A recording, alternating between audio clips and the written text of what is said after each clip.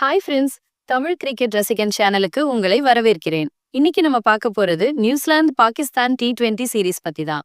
வாங்க பார்க்கலாம். நியூசிலாந்துக்கும் பாகிஸ்தானுக்கும் இடையிலான T20 சீரீஸ்ல கடைசி மேட்ச் இன்னைக்கு வெலிங்டன்ல நடந்துச்சு. இந்த மேட்ச்ல டாஸ் ஜெயிச்ச நியூசிலாந்து ஃபீல்டிங் பண்ண முடிவு பண்ணாங்க.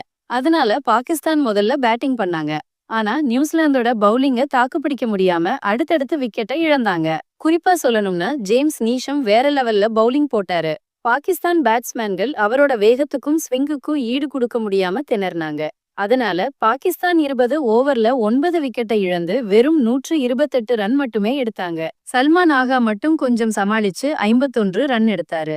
அவர் மட்டும் கொஞ்சம் பொறுமையா விளையாடலன்னா பாகிஸ்தான் இன்னும் குறைவான ரன்னுக்கு ஆல் அவுட் ஆகியிருக்கும். அப்புறம் 129 ரன் எடுத்தா ஜெயிச்சிடலாம்னு நியூசிலாந்து பேட்டிங் பண்ணாங்க.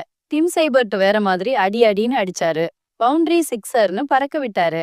பின் ஆலன், மார்க் சாப்மன் சீக்கிரம் அவுட் ஆனாலும் டிம் சைபர்ட் அதிரடியா விளையாடி 97 ரன் எடுத்தாரு. அதனால நியூசிலாந்து 10 ஓவர்லயே 8 விக்கெட் வித்தியாசத்துல ஜெயிச்சிட்டாங்க.